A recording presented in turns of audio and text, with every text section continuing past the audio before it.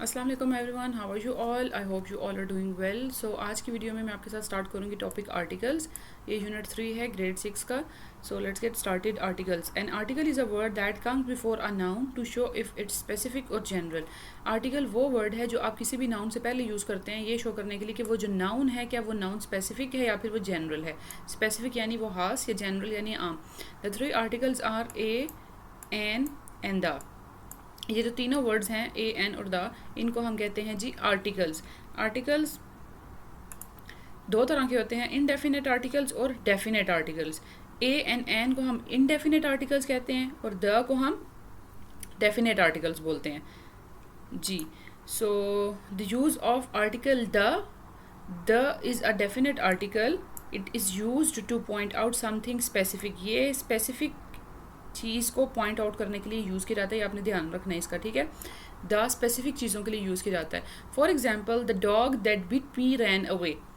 Hair we are talking about a specific dog, the dog that bit him और her. यहाँ पे कह रहे हैं जी द डॉग, जिस कुत्ते ने मुझे काटा वो भाग गया। अब क्योंकि यहाँ पे बताया जा रहा है एक स्पेसिफिक कुत्ते के बारे में बात हो रही है, क्योंकि डॉग तो कोई भी हो सकता है, लेकिन जब आप किसी एक के बारे में बात करेंगे जिसने काटा तो उसकी वजह से वो क्या हो गया, स्पेसिफिक हो गया।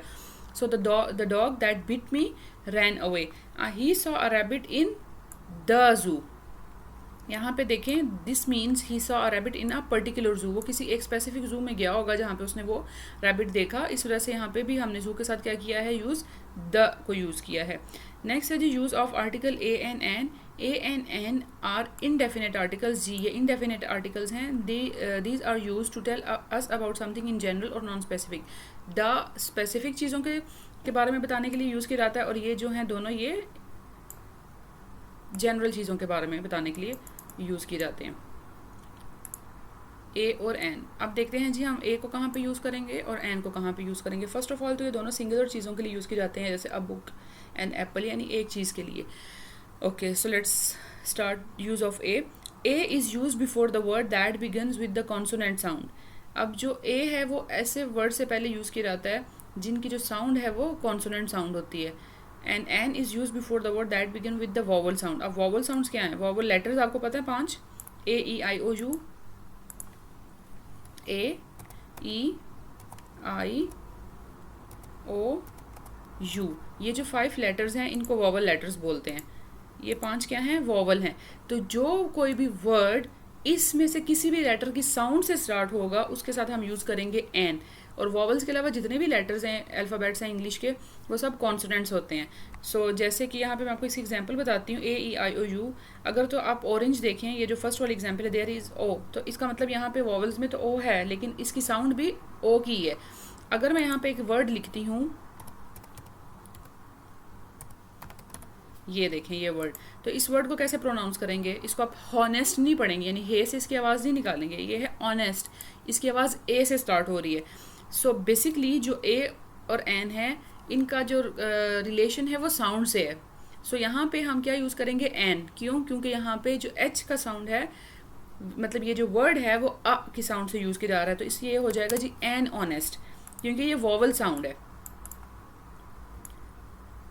तो ये एग्जाम्पल दे के आपको समझाने का मतलब ये था कि यहाँ पे लिखा हुआ है विद द वॉवल साउंड के। समटाइम्स जो लेटर है, जो वर्ड है, वो शायद उसे स्टार्ट ना हो ए ई आई यू में से, जैसे ये ऑनेस्ट है तो ये एच से स्टार्ट हो रहा है, लेकिन आपने इसकी साउंड पे फोकस करना है, आपको बोलना ठीक आना चाहिए। सो ए ई आई ओ यू साउंड वालों के साथ आप एन यूज़ करेंगे और बाकी जितने भी अल्फ़ाबेट्स हैं उनके साथ आप ए यूज़ करेंगे। सो चलें इसका क्वेश्चन देखते हैं। ओके, पहले इसकी एग्जाम्पल देख लेते हैं, ये वाली।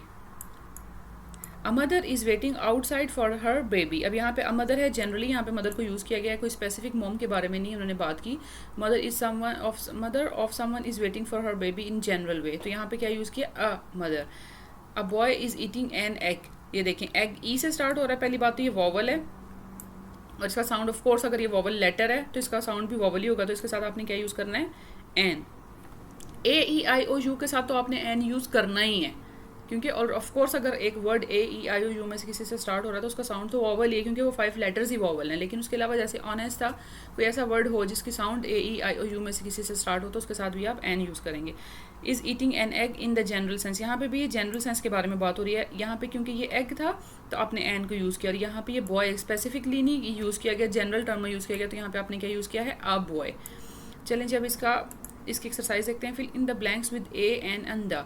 There is dash orange that is apple. ये देखें, ये भी ओ से स्टार्ट हो रहा है और ये ए से स्टार्ट हो रहा है, दोनों वॉवल्स हैं, तो यहाँ पे क्या आएगा, an apple and that is an, that this is an orange and that is an apple.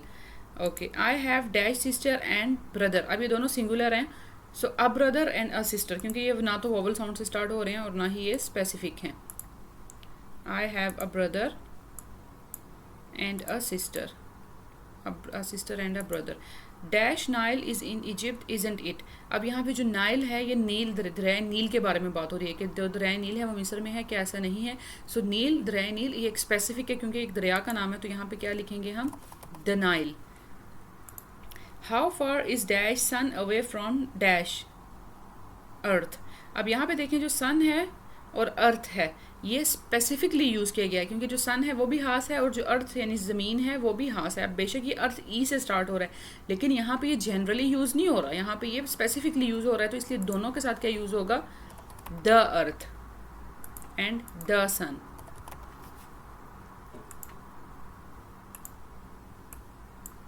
Okay, there is dash car in front of the cafe. There is a car, क्योंकि कोई भी गाड़ी हो सकती है। There is a car in front of the cafe, dash car is red. अब यहाँ पे उस स्पेसिफिक कार के बारे में बात की जा रही है जो कैफ़े के आगे खड़ी है, सामने खड़ी है, सो इसलिए यहाँ पे द कार इज़ रेड होगा। अब the car is red. It is a nice painting, ये एक नाइस पेंटिंग है जी। तो ये थी आज की वीडियो। इसमें हमने दो तरह के आर्टिकल्स के बारे में पढ़ा है, और दो तरह के आर्टिकल्स होती हैं, डेफिनेट आर्टिकल्स और इनडेफिनेट आर्टिकल्स। इनडेफिनेट आर्टिकल्स हैं ए एंड एन, और डेफिनेट आर्टिकल है जी the. So the is for specific things and a और एन फॉर सिंगुलर और जनरल थिंग्स। अब ए को आपने कॉन्सोनेंट साउंड्स के साथ यूज़ करना है, और जो एन है उसको वॉवल साउंड्स के साथ यूज़ करना है। वॉवल लेटर्स जब भी आएंगे तो उसके साथ आप एन यूज़ करेंगे, लेकिन कभी कोई ऐसा लेटर आ जाए, कोई ऐसा वर्ड आ जाए जो कि स्टार्ट तो कॉन्सोनेंट से हो रहा है लेकिन उसका साउंड वॉवल का है, तो फिर आप उसके साथ एन को यूज़ करेंगे।